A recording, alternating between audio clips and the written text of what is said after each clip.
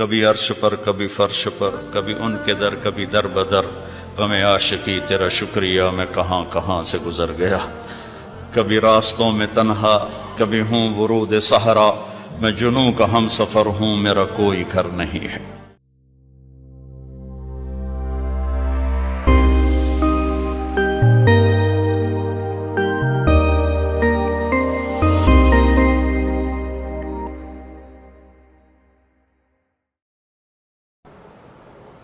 میں ابھی آ رہا تھا تو ایک ہمارے یہ ٹورزم کے چیئرمین ہیں، وہ گئے ہوئے تھے کوریا، ان کا فون آیا، میں نے فون کیا، آ گئے تھے، کہنے لگے میں یہاں آیا، لوگ بڑے انوسینٹ ہیں، اگر یہاں اسلام کی دعوت چلے۔ میں نے ایک کو دعوت دی کہ تم یہ دیکھ رہے ہو پہاڑ، یہ دریا، یہ درخت، یہ سبزہ، یہ سب کس نے بنایا؟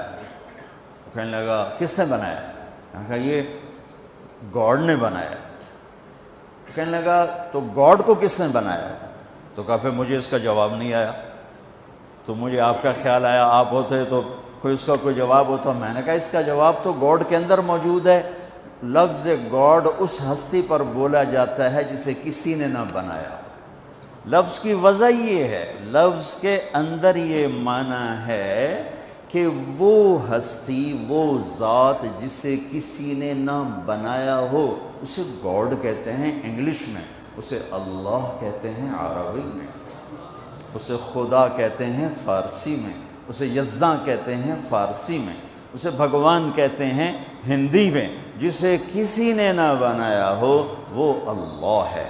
باقی یہ جتنے الفاظ ہیں یہ اللہ کا پورا ترجمہ نہیں بنتے، اس لیے میں عام طور پہ اپنے بیانوں میں کہتا ہوں ہمارے بر صغیر میں لفظ اللہ کے لیے خدا استعمال ہوتا، خدا خدا خدا خدا۔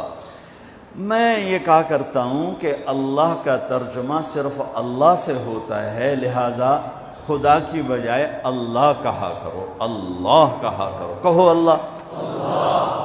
آسمان تک نور پھیل گیا ہے، آسمان نہیں عرشوں تک نور پھیل گیا ہے۔ وہ ذات جسے کسی نے نہ بنایا ہو اس کا نام ہے اللہ۔ جس نے سب کچھ بنایا اس کا نام ہے اللہ۔ جس نے کسی چیز کو اٹھایا، جس نے کسی چیز کو بچھایا، کسی کو بہایا، کسی کو گاڑ دیا، کسی کو اڑا دیا، کسی کو دبا دیا، کسی کو مار دیا، کسی کو پرواز دے دی، کسی کو پستی دے دی، کسی کو بلندی دے دی، اس کا نام ہے اللہ۔ میرے عزیزو، ہمارے اوپر جناب رسول اللہ صلی اللہ علیہ وسلم کا سب سے بڑا احسان، ویسے تو ہم دو ہستیوں کے احسان نہ گن سکتے ہیں، نہ گنے جائیں گے، چاہے قیامت تک نہیں، یہ ریت کے ذروں کے برابر عمر لے لیں اور ہم ان دونوں ہستیوں کے احسان گننا چاہیں، نہیں، ناممکن ہے، ناممکن ہے، لیکن پہل کی جا سکتی۔ پہل، سب سے پہلا، سب سے بڑا، سب سے عظیم احسان اس کائنات کے انسانوں پر، بلکہ کل کائنات پر، جو جناب رسول اللہ صلی اللہ علیہ وسلم کی طفیل ہم پر ہوا، وہ کیا ہے کہ انہوں نے ہمیں اللہ کا پتہ بتایا اور اللہ کا صحیح پتہ بتایا۔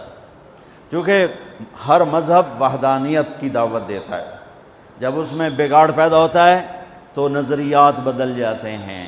تو موسیٰ علیہ السلام نے لا الہ الا اللہ کی دعوت دی، لیکن یہود نے عزیر ابن اللہ، انہوں نے عزیر علیہ السلام کو اللہ کا بیٹا بنا دیا۔ عیسیٰ علیہ السلام نے لا الہ الا اللہ کی دعوت دی، لیکن قالت النصارى المسیح ابن اللہ، لیکن نصارہ نے کہا کہ عیسیٰ علیہ السلام اللہ کا بیٹا ہے۔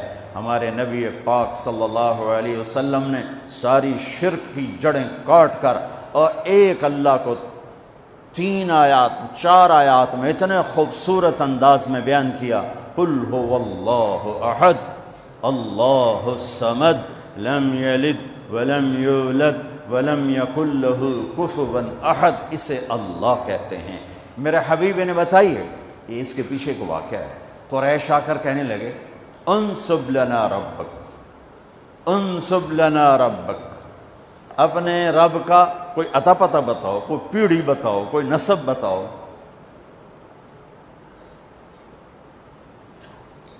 تو ہمارے نبی کے فرمانے سے پہلے جبریل اترا، یا رسول اللہ تعالیٰ فرما رہے ہیں کہ یہ آپ کے رب کی پہچان ہے، یہ آپ کے رب کا تعارف ہے، کیا ہے؟ قل هو اللہ احد، انہیں بتاؤ وہ اللہ ہے۔